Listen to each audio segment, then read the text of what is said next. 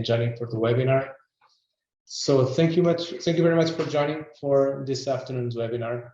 We had a bit of hiccups and issues with the connection here from the participants today, but as you can see, we have both speakers here for this session, well and alive, to talk about one of the most important topics right now in the agenda towards the decarbonization, which is the part related with energy efficiency in buildings, especially relevant for intensive consumers. So we will have today here in this afternoon Luís Guardão as a senior researcher from INESC TEC and Tiago Soares, also a senior researcher at INESC TEC.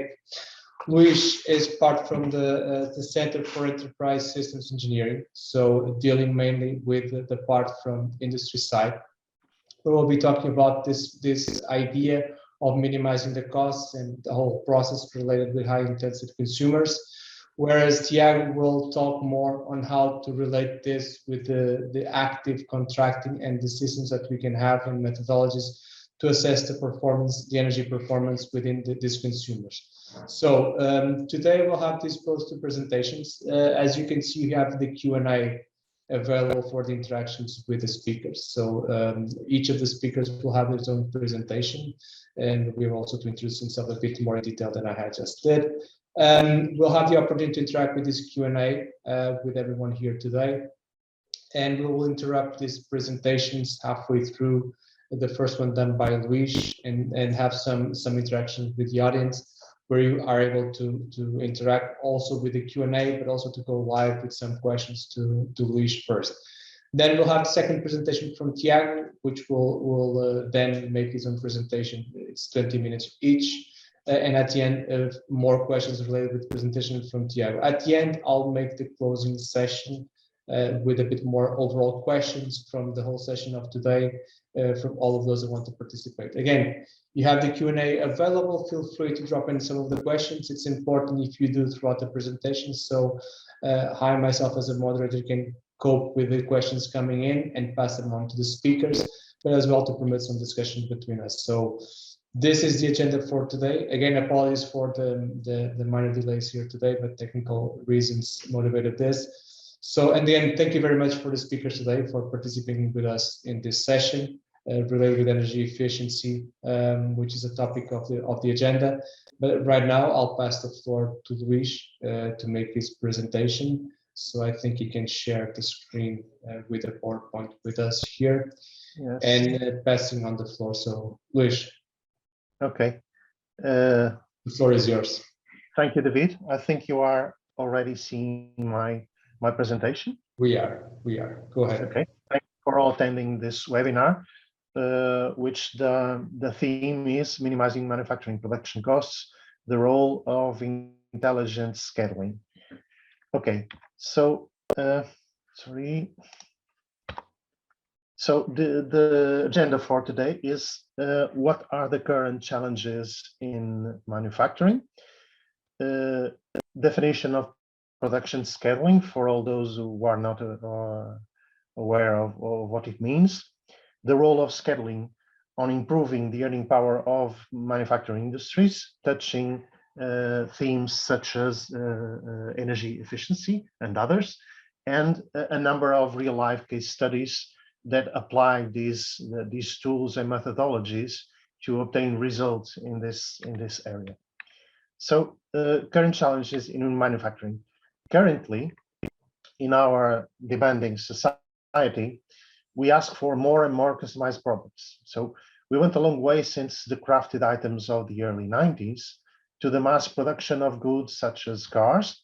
Henry Ford said, any color as long as it is black. So this was mass production. And to mass customization, and nowadays to personalized production, additive production, 3D printing, etc. So back in the days of mass production, companies typically received a small number of customer orders for large quantities. Now the rule is a large number of customer orders for small quantities, even orders of one item. So the majority of today's manufacturing systems are flexible, allowing the simultaneous production of distinct products or variants of the same product. We have to be flexible and still be productive, assure product quality, and be efficient. Flexibility means that we have to be able to manage product characteristics such as materials, colors, dimensions, etc., with consequent setups and changeovers to reconfigure machines. We'll be talking a little more about setups and changeovers in the next slides. We have to manage skilled resources and tools which are shared among machines and operations. We have to assure timely delivery of orders to the customers. Energy costs are skyrocketing, so we should foster the efficient use of energy and take advantage of renewable energy availability and take variable energy costs into consideration. So in order to produce something, here the example of a bicycle, we have to have a bill of materials. What is a bill of materials? Each product has an associated bill of materials. Bill of materials is a document that defines all the essential elements for carrying out the production process. Generally speaking, the bill of materials plays a part in product's design, manufacture, and assembly phases. We also need to implement a manufacturing process for our product. How do we, what are the operations I need to do in what sequence in order to produce the parts for the vehicle in this case, and to come up with a final product. To perform these manufacturing processes, we need machines, skilled resources, raw materials, tools, internal logistic resources such as forklifts or automated guided vehicles to deal with work in progress. We need to outsource some operations, etc. So last but not the least, machines need energy to work. So we need to use it effectively. All this needs to be orchestrated. So how do we do it? And how do we evaluate how well our manufacturing system is being utilized? So this leads us to the definition of operation scheduling. What is operation scheduling? This is a definition. There are many definitions, but this is an interesting one. So it's the assigning in time of activities, jobs, production orders to scarce resources, machines, skilled workers, tools, procuring solutions with an optimal compromise for a number of concurring objectives. So we might want to maximize customer satisfaction. This means delivering orders on time and according to a priority definition for the orders.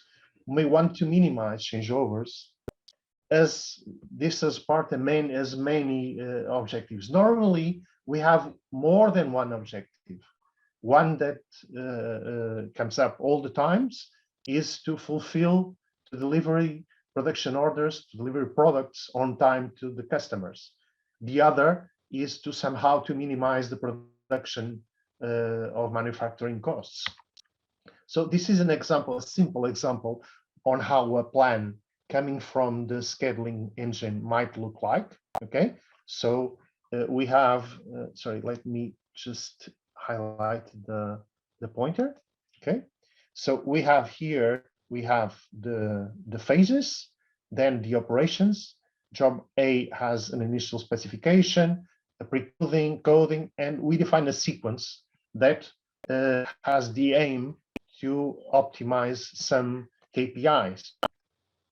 So, but this is not as simple as depicted in the last slide. Here we have an example in which we have two work centers, normally machines, one outsourcing operation. For instance, we might produce some metal parts and then they have to go to another company to do some thermal or surface treatment, and they come back to perform other operations. So we have a sub-resource, which means a skilled worker, and we have an AGV.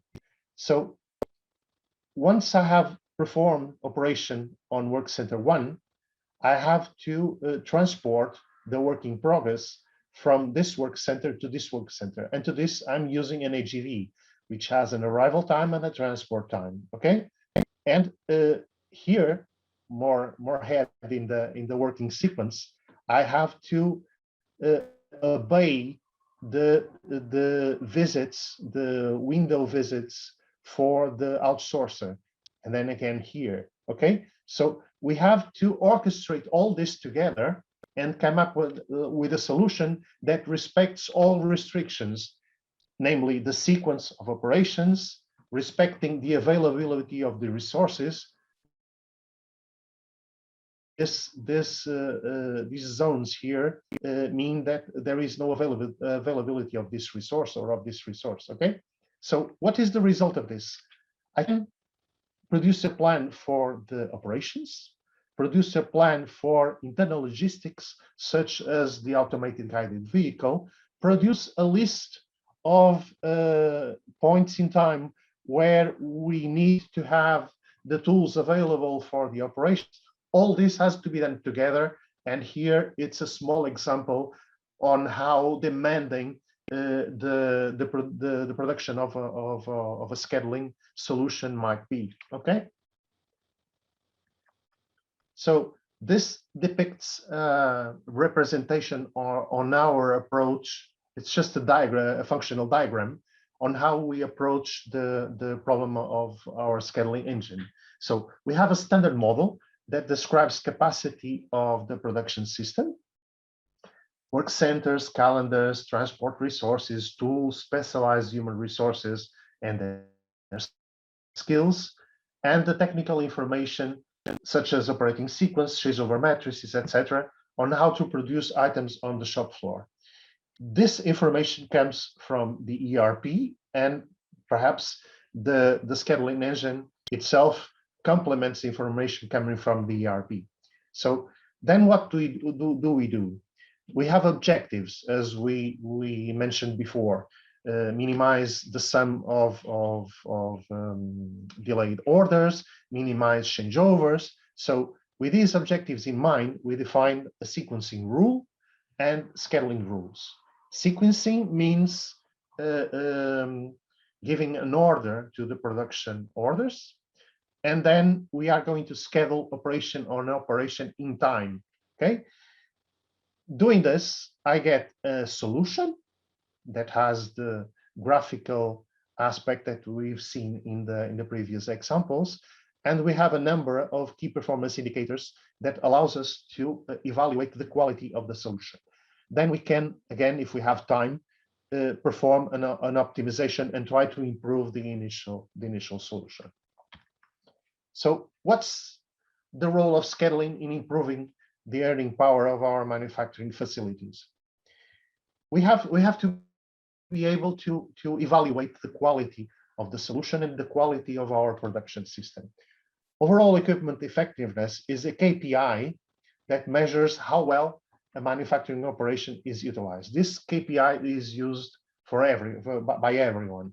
So OEE is an algebraic product of three factors: availability, performance, and quality, where availability is a percentage measure of the degree to which machinery and equipment is in an operable and committable state at the point in time when it is needed. Performance efficiency is a percent of maximum production speed. Quality, the percent of parts that are good out of all introduced parts. So availability is reduced by acting upon equipment failures, setup, and adjustment. Performance is reduced by idling, minor stops, and reduced speed.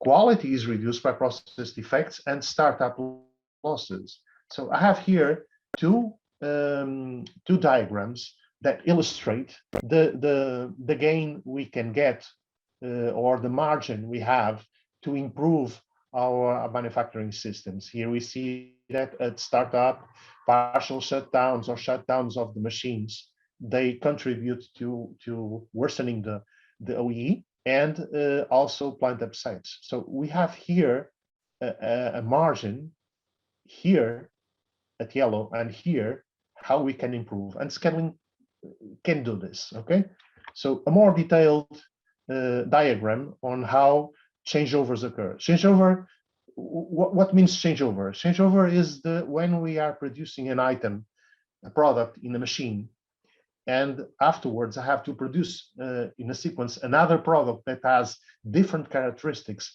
and demands a configuration of the machine, this has a penalty. It takes time to do this, and so it has implications at the level of the OEE. OEE is part of an overall evaluation model, and it is not the only one, and it is not enough. So more than 100 years ago, DuPont, Donaldson Brown conceived a model to evaluate the earning power of facility under some assumptions. Okay, so here we have the OEE with their components, and we can see that improving the OEE by 10%, this is easy to say than to do, has a major impact on the profit of the company. Okay, but we can also act upon other components of this evaluation model. We can act upon the production cost per unit. Okay, so how do we do this? What's the role of scheduling in improving these and other KPIs? So we can minimize the OEE, we can maximize the OEE and decrease the variable cost per unit.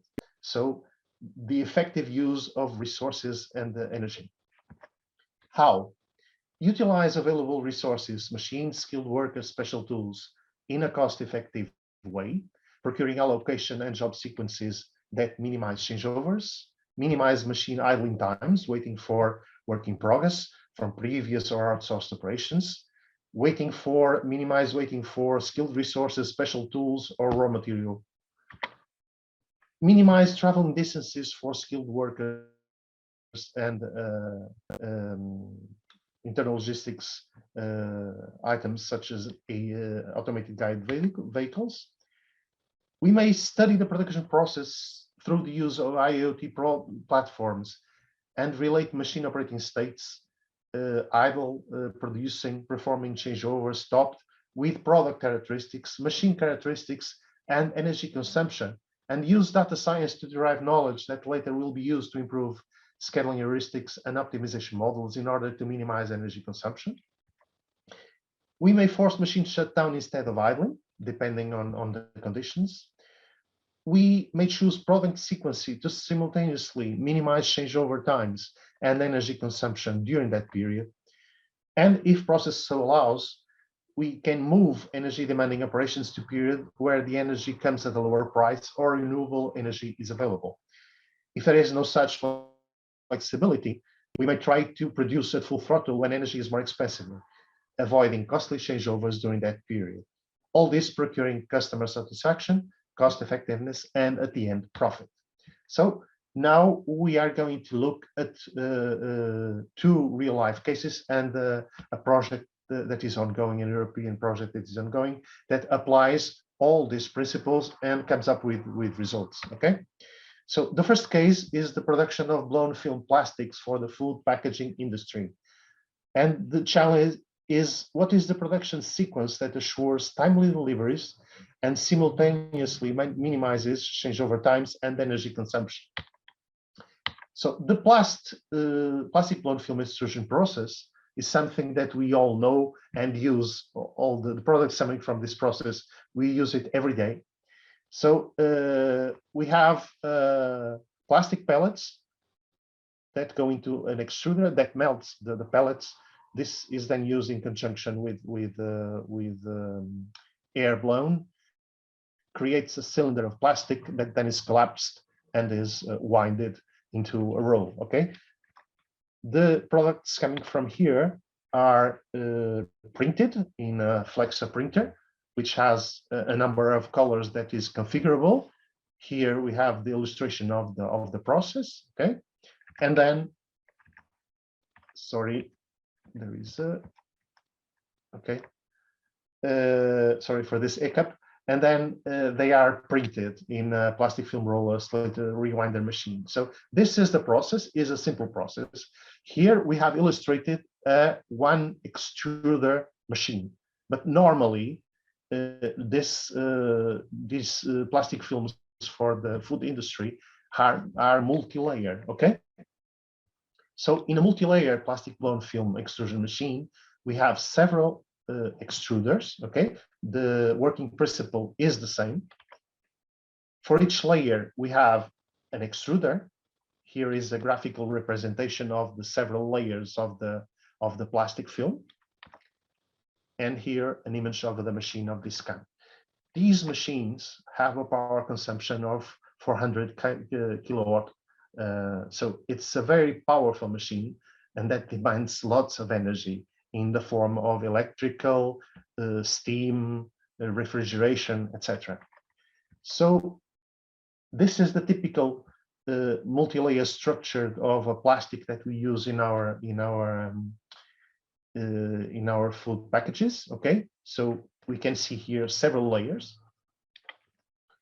and here we have examples from a 7-layer machine. So we see that some of the raw materials are the same, but the position is different, and the end result is completely different with different applications. So in this right example, we have a cheese thermoformable cheese tray. That is, this is a plastic produced by this kind of machines. Okay, so here, when we change from this product to this product or to this product on the extruder machine, we have changeovers. We have to prepare the machine to produce the next product. And so this introduces non-efficiency on the system, okay?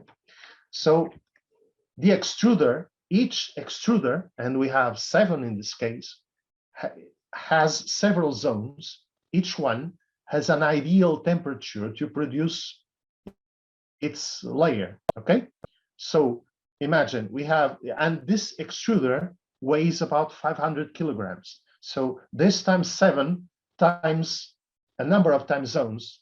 If we change product, we have to change the temperature set point, increasing, for instance, 20 degrees. So this consumes energy. So the ideal extrusion temperatures for each of the layers varies according to the structure of the product. Even in the context of the same type of raw material, the temperature set points may vary up to 15, depending, for instance, on the thickness of the layer. So there is a need to quickly increase or decrease these temperatures when we change the structure. This requires energy to perform. Before the project, the scaling procured solutions that minimize the summer changeover times in the extruders, seeking to optimize the sequence of structures, thickness, and width of the film in production. However, the penalties associated with temperature set point changes were not taken into account. Neither was the overall minimization of changeover times, considering extruder, printing, and cutting machine. So we studied the energy consumption of these extruders, and we related this energy consumption with product and machine characteristics and with machine operating states. From the analysis, we concluded that this is the example for just one temperature zone in one extruder. Here we see that there was a need to increase the temperature by 10 degrees in a period of 1 hour, more than 1 hour and 30 minutes. So this times the number of time zones, number of extruders, the number of machines.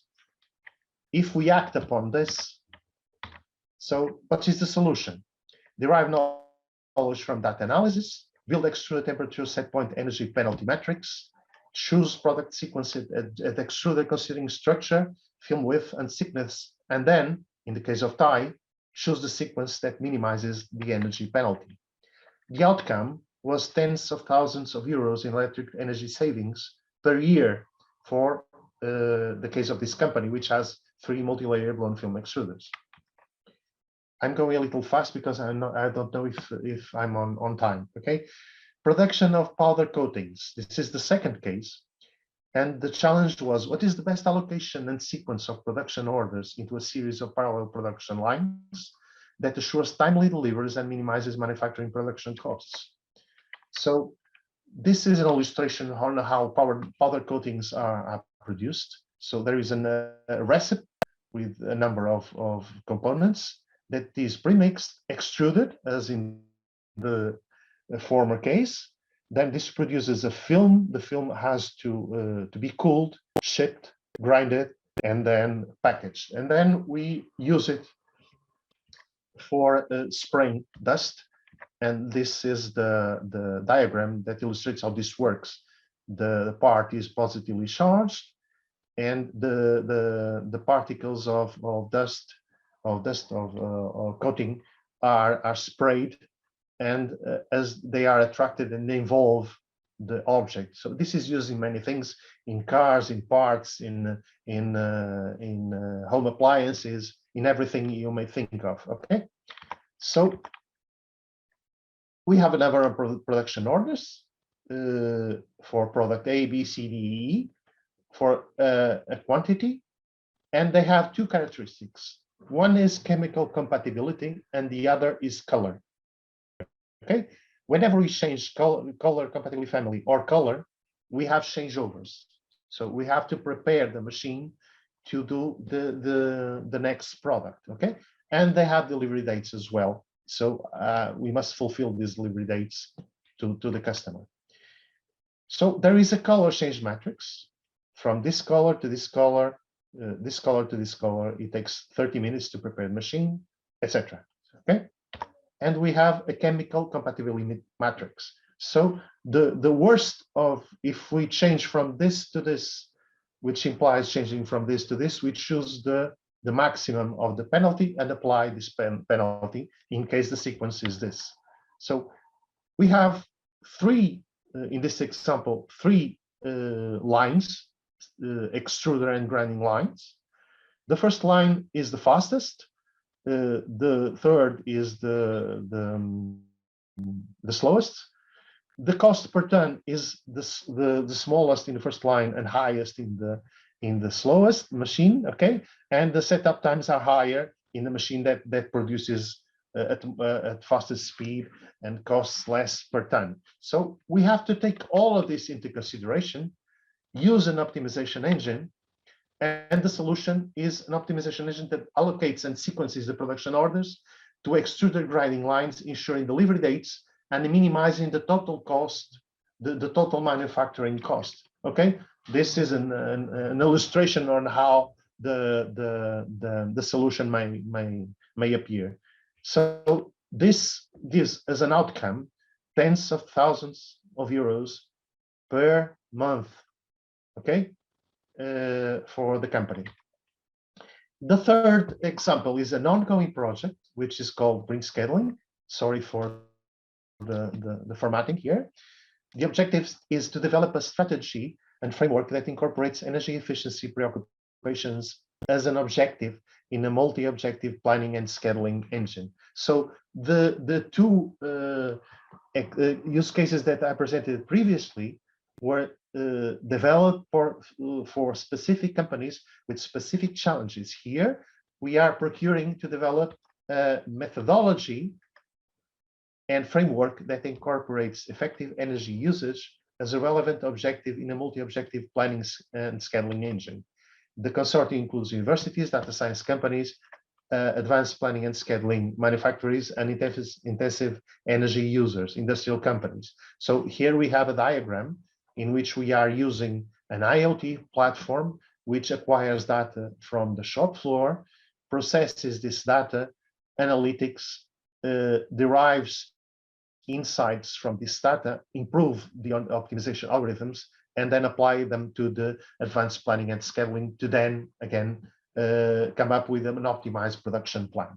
So this intends to be a structured approach to this kind of problems, in which we must combine the minimization of the penalties in terms of time with also the minimization or the efficient use of energy at manufacturing.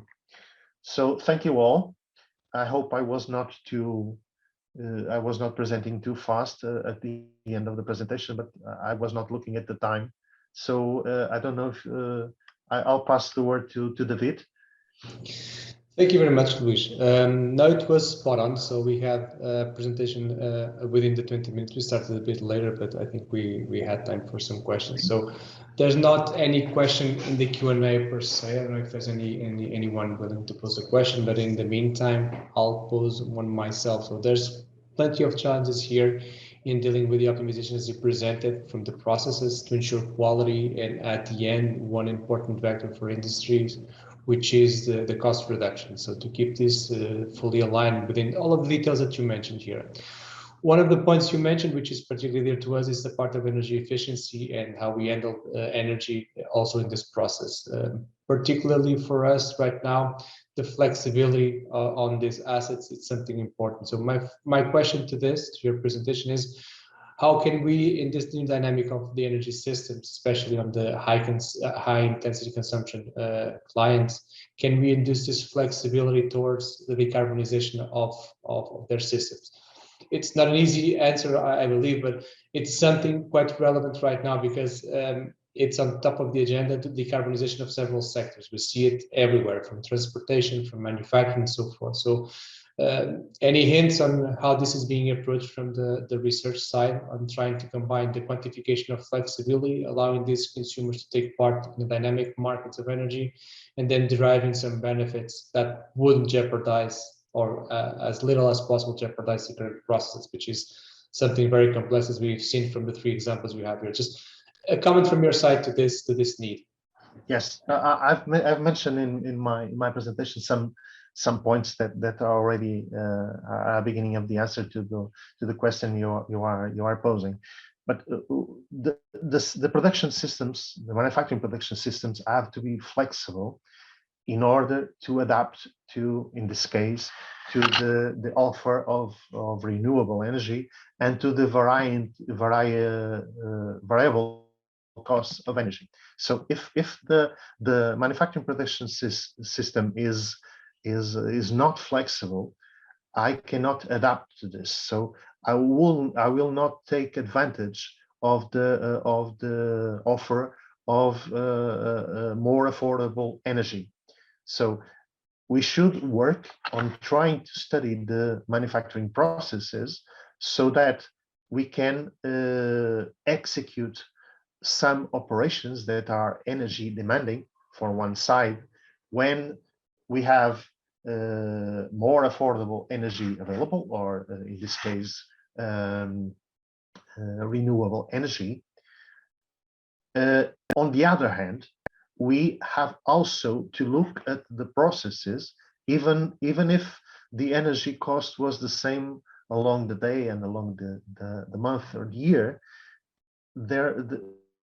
We are not, there are some energy demanding applications and operations that are not optimized when we are processing at the same time, for instance, several products in one batch oven.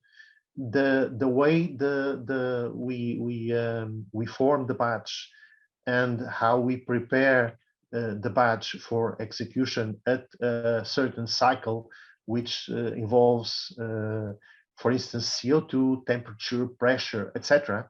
Studying these processes and knowing how they work allow us to derive knowledge that later I can apply and use on the scheduling engine to consume less energy for the same amount of produced goods. Okay, one other area that seems important to me is, for instance, in this scenario where we now speak of renewable energy communities, in which the community of prosumers is looked as one. Okay, so there is a consolidated offer of energy, and we have to use it effectively. This means that we have to work at planning level, and for a certain period, we have to look at what is the offer of the energy And then each prosumer or each consumer should try to obey to these rules, so that its production is moved to use this to use the energy as efficiently as possible, because the offer of energy is pinpointed in time. Renewable energy is pinpointed in time, and it's not infinite. Okay, everyone, if not orchestrating their competing demands in time, everyone wants to use all the energy that is available in the energy community, and this is not possible. So we have to come up with a global plan, and each consumer, each industry tries to fill in this plan, so that the global good is achieved. Okay, I'm not sure if I answered your question. Yes, this is just an initial discussion to this process, which is not easy. For another question, since we don't have anyone in the Q&A, so probably people are reserving themselves at the end of the session.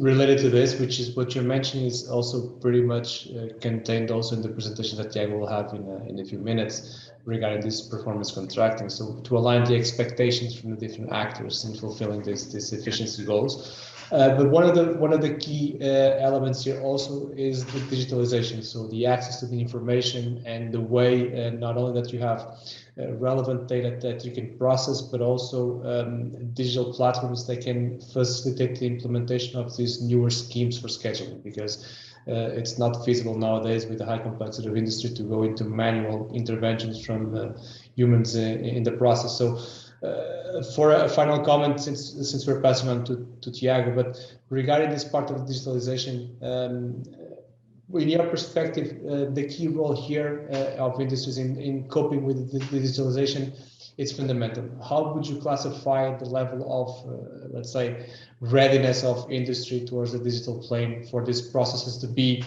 actually used in general in the industry side? It is absolutely necessary that a company has a level of maturity in terms of digitalization that allows them to take advantage of platforms such concepts such as IIoT or cyber digital systems. So if we don't have information about the products and about our production system in ERP correctly structured and usable, if we don't acquire information, if we don't have means to acquire information from the shop floor, if our machines aren't censored correctly, it is not possible to take advantage of tools such as advanced planning and scheduling, or to be able to understand how I can make my processes flexible in order to take advantage of this new reality of renewable energy offer, or take advantage of anything that has to do with improving our system. So the level of maturity and the bet that these companies have to do in order to take advantage of this is key to success. So I agree with you. Okay, thank you very much. So I propose that we move to the next presentation. Thank you, Luis. Thank you very much for your insights here.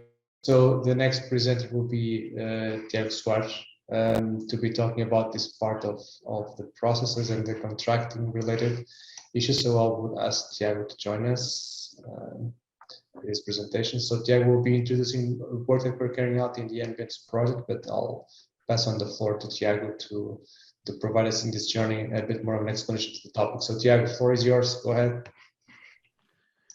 Thank you, David, for the formal introduction. And today I bring here a recent concept that we have been developing within the scope of the Ambience project. Before that, let's start by understanding what is classical energy performance contract. and its usefulness. So an energy performance contracting is a mechanism for organizing the energy efficiency financing, which provide customers with a comprehensive set of energy efficiency, renewable energy, and distributed generation measures. This contracting is often accompanied by guarantees that the savings produced by a project will be sufficient to finance the full cost of that project.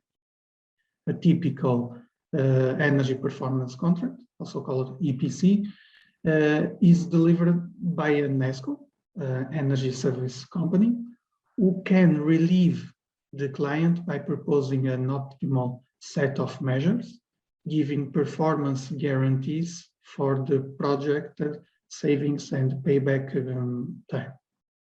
The energy-related savings can essentially be made in two ways: through energy efficiency or through demand response.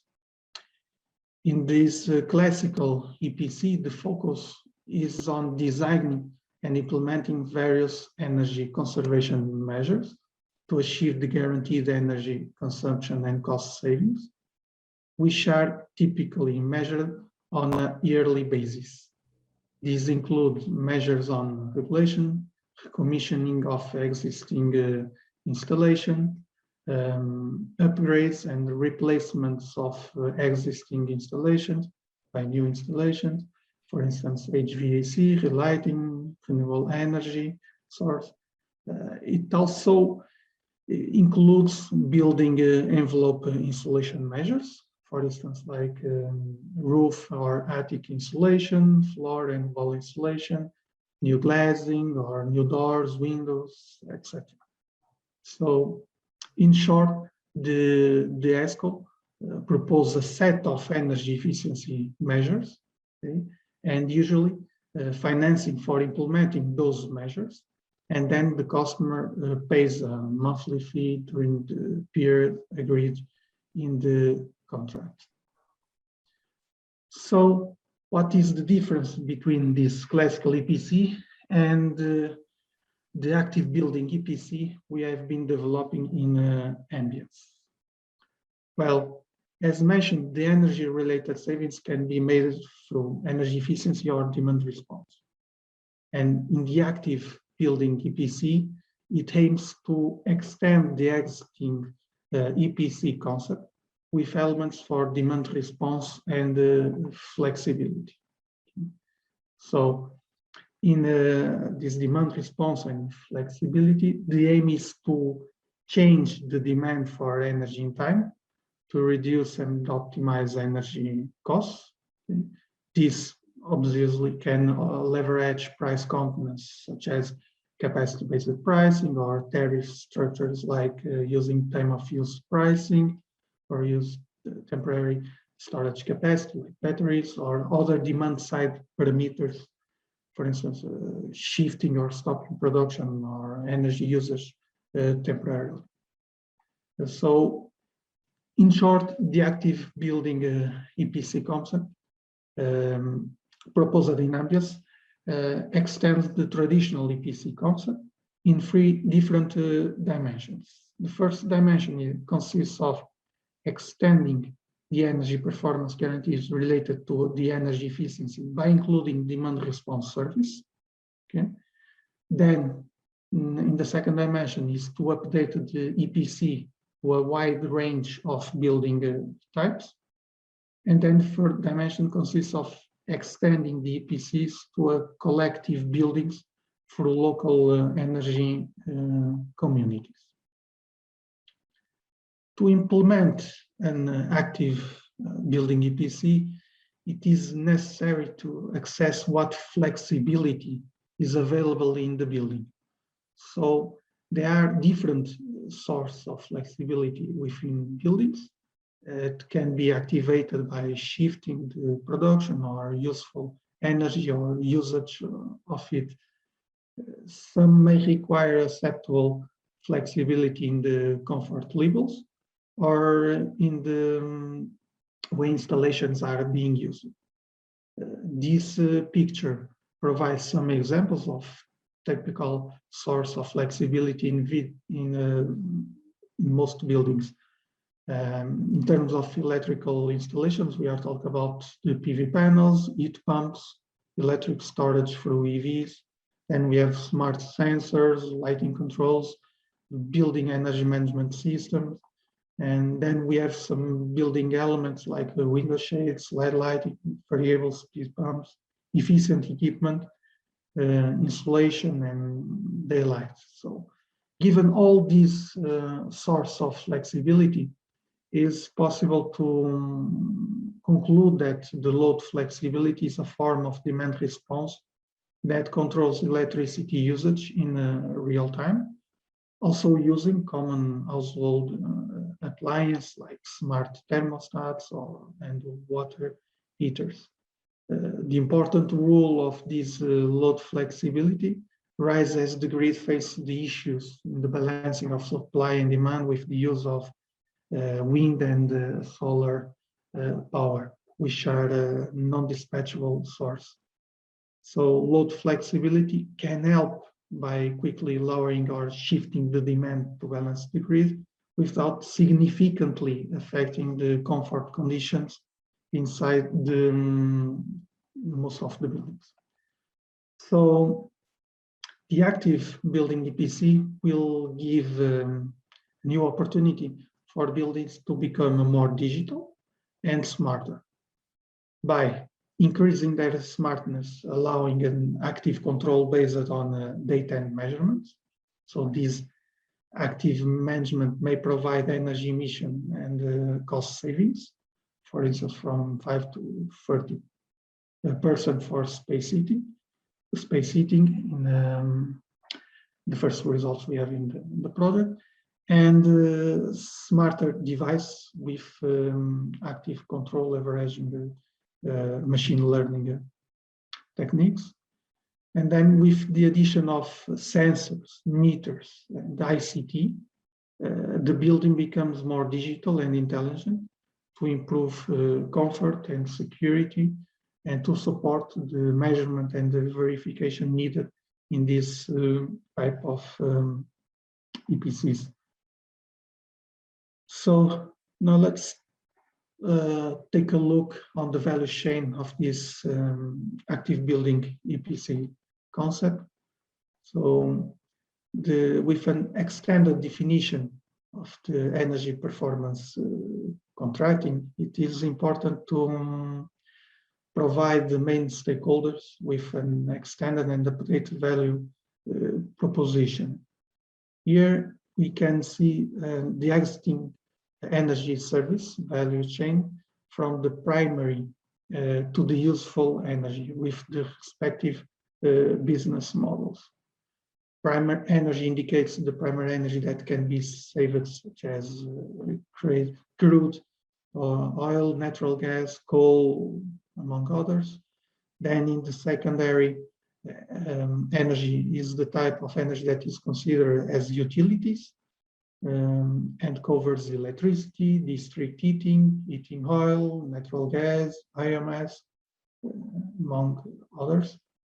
So within this, there are business models for energy saving on secondary energy, and this is not included in the business scope of the ESCOs. While on the other hand, the other two energy contracting models, which are the energy supply contracting and the EPC, are covered by the ESCOs. In the energy performance contracting, the purchasing of secondary energy remains with the building owner and its contract with a retailer.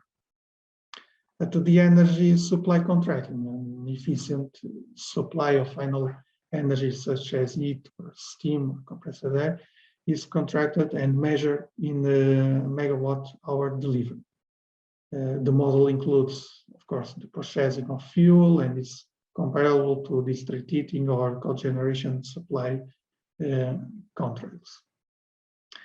The energy efficiency measures in this contract model usually include replacing the boilers, fuel change, local heating networks, biomass heating, etc.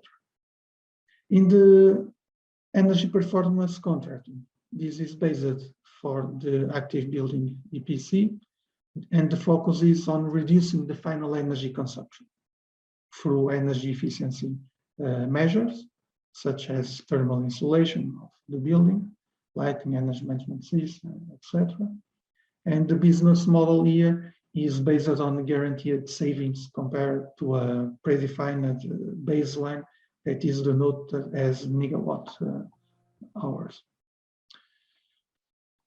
Then, by adding the demand response and flexibility to the business model of this energy contracting, the value chain can be extended to the active building EPC. The amount of flexibility or flexiwatt hour is an important measure as it focuses on the value that is obtained from demand response and added flexibility. As the demand response and flexibility in building is used or is usually treated by the aggregators, this functional value chain in terms of the energy service offered raise the question of what is the role of an aggregator is concerning the role of an ESCO. Although the ESCO may itself play the role of that aggregator, both roles can be split. So this picture provides a brief summary of the type of demand response service that are typically offered and that deliver an increased value to the customers. And the load shedding is one requiring fewer investments, in which the main benefits are from cost reductions by avoiding higher energy price. Then we have the load shifting that can get extra benefits to the customer, and then the load shaping that requires a higher smartness level on the demand side, and of course also higher investments. The main actors of this value chain, considering the active energy service, are mainly these four actors. In an active building EPC, main actors and stakeholders are most similar to the classic EPC, except for the more distinctive role for the aggregator. Here, in this value chain, the prosumer is a consumer that also produces energy and has flexibility and can participate in demand response programs. In turn, the ESCO allows the prosumer to have access to aggregators and to improve energy management, aiming, of course, to reduce energy costs. Then the aggregator can collect the flexibility from prosumers and negotiate that flexibility in the different energy markets. And the energy market supervises, of course, the negotiation between the producers and consumers and the aggregators. In terms of business models, several can be applied within the active building EPC. I present here the most generic business model for this type of PCs, and are characterized by an ESCO delivering an active EPC service consisting of guaranteeing energy cost savings based on the energy efficiency and renewable energy supply measures, and of course the active control of flexibility of the customer.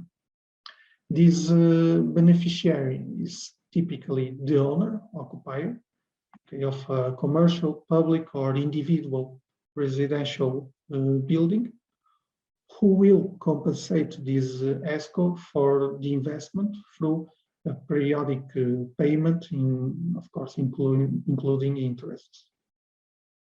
In this generic business model, the demand response is implicit, which means involving only the electricity supplier who supplies the electricity based on demand dynamic tariffs. Okay? This business model is an improvement of the classic EPC model, with the flexibility potential being added, allowing, in combination with the electrification potential, to improve the overall environmental and economic value. In addition, of course, the customer may hire some service to offer a facilitator to a company, where him throughout the project get expert advice against, of course, the payment of facilitation fee. Regarding the implementation of this active energy performance contract, the general procedure for its implementation is divided into 3 stages: the pre-contracting, contracting, and the performance. The pre-contracting phase consists in identifying the potential of a project, defining the main objective of this project, and a first evaluation of the potential case. This phase has 2 main steps: the pre-feasibility, that studies involve the collection and analysis of data related to the energy users, the benchmarking of all significant consumption in the evaluated facility, and development of a simple energy audit, analyzing the equipment and estimating the consumption based on the energy bills, for instance. The second step is the feasibility study, that aims to objectively and rationally uncover the strengths and weaknesses of the existing business or proposed opportunities and threats, determining, of course, whether the solutions should be implemented. Then we move to the contracting phase, which consists of the development and implementation of the project. This phase is divided in 2 steps: the contracted design, where the main calculations and quantifications in terms of the contract and shaping the features of the active building EPC are performed. It, of course, includes the expected energy savings and the financial analysis. Then, in the second step, that is the deployment, where the selected design options of the project are being installed and performed. More precisely, all the equipment needed to provide control and measure the flexibility is installed in the facility. Finally, after the installation of the equipment and the signing of the contract, we have the performance phase. This phase refers to the period that the operational activities under the scope of the contract start until the end of the project. It is divided into main stages or steps. The operation and monitoring activities consist on the training of the end users and supervising the operation of the energy management plan. This is carried out by the ESCO. During this step, it is necessary to check the information sent by the new sensors and smart meters to avoid delays in the operation of for instance, of the demand response activities. All the energy efficiency and flexibility measures are monitored following an active control of that assets. Then, in the last step of the model, we have the measurement and the verification activities that consist of a regular measurement and verification procedure to determine the energy cost the energy and the cost savings, of course, that result from the implemented energy efficiency measures and, of course, the demand response activities. This procedure is performed along with general operations and maintenance activities until the end of the contract. The calculation of that savings is performed through the IPM-VP framework, used also in the standard EPCs, which is based on determining the savings by comparing the measured consumption before and after the implementation of such program, making, of course, suitable adjustments for changing the preset conditions. So I don't know if I was too fast. Any questions?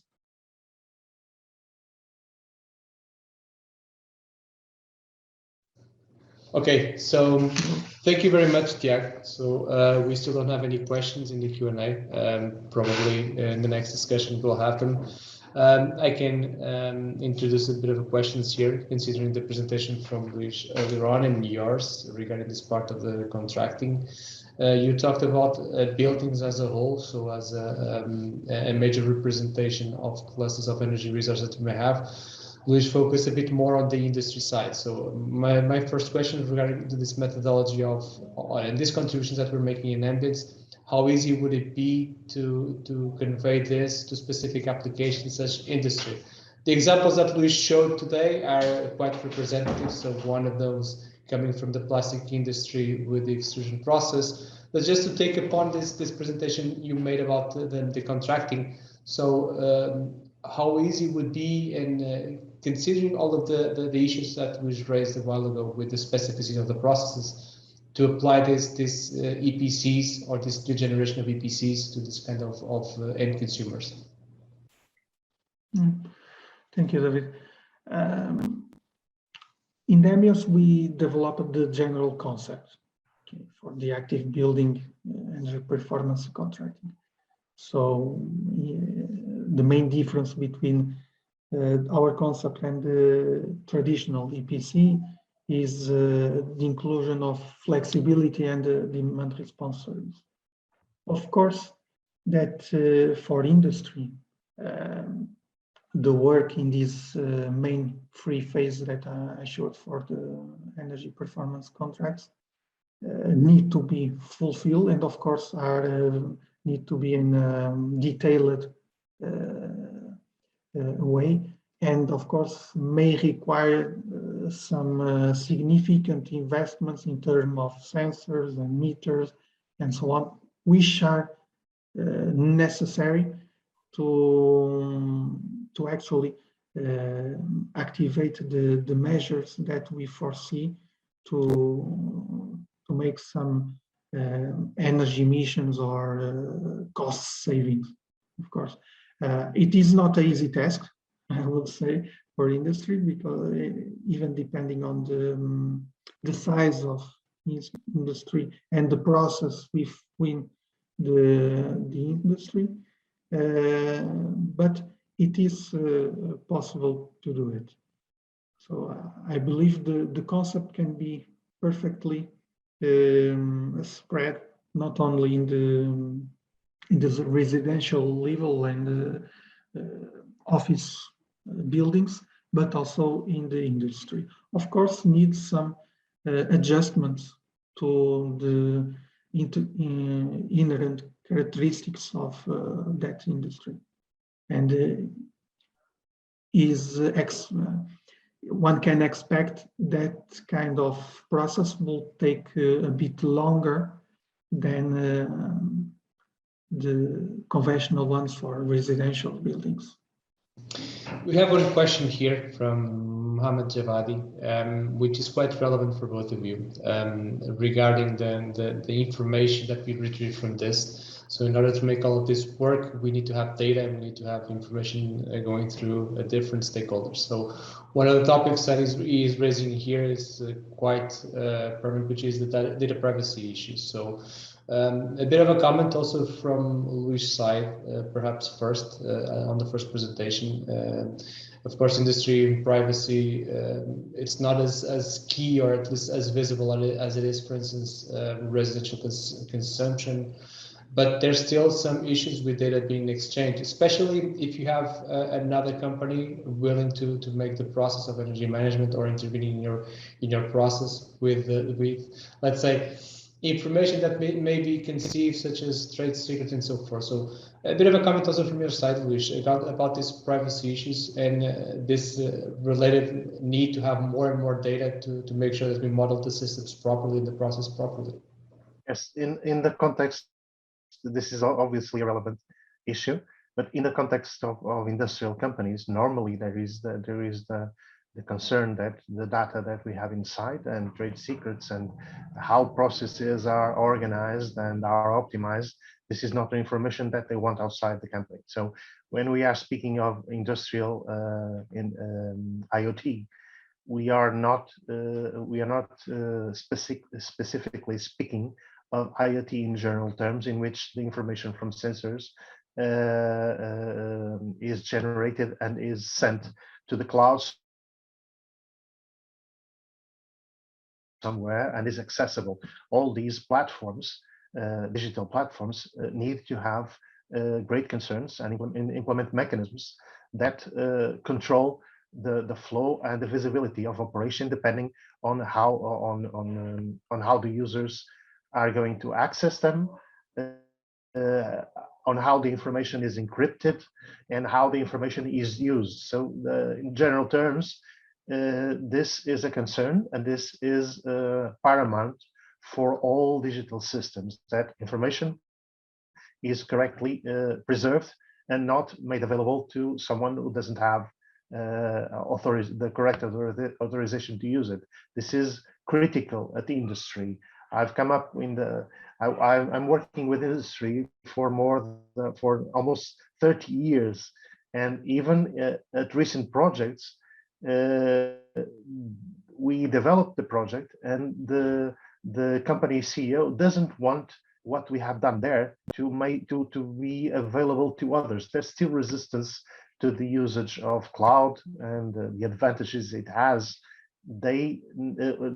The easiest way to protect intellectual property and trade secrets is by not publishing them. So this is obviously a concern and a key issue in the industry.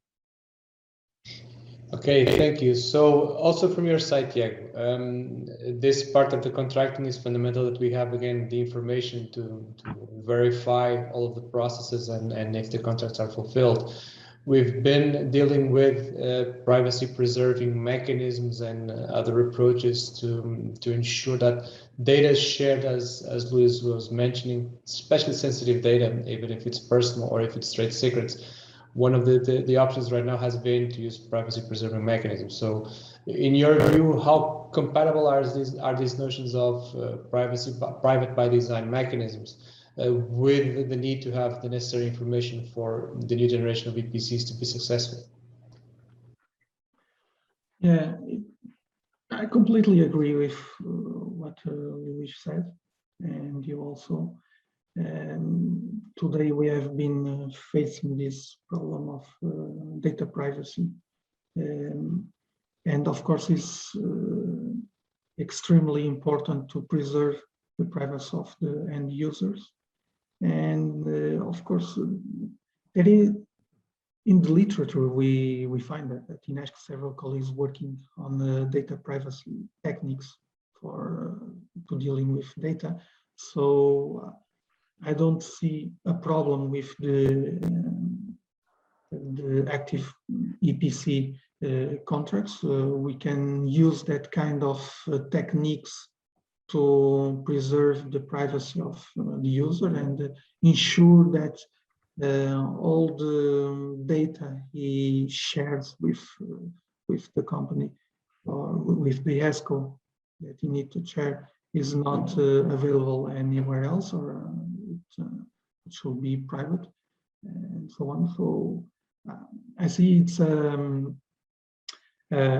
just a matter of using the new techniques for privacy the data. And of course, it can, in the first scenario, get more complex in terms of the contracts and so on. But as soon as this step is achieved, then I think it will be replicable to other consumers and different type of users. Okay, thank you very much, both of you, for your answers. So I don't believe we have any more questions to this topic. So I would propose that we close the session. A recording of this webinar will be available on the website, so feel free to pass on the word and the content of this webinar. And thank you very much for joining us here today and this afternoon to talk about very relevant themes coming from different views of the energy side. So thank you very much, Luis. Thank you very much, Tiago, for today's session. Hope to see you soon in these webinars. And thank you all. Have a nice afternoon. Bye-bye. Thank you all. Have a nice evening.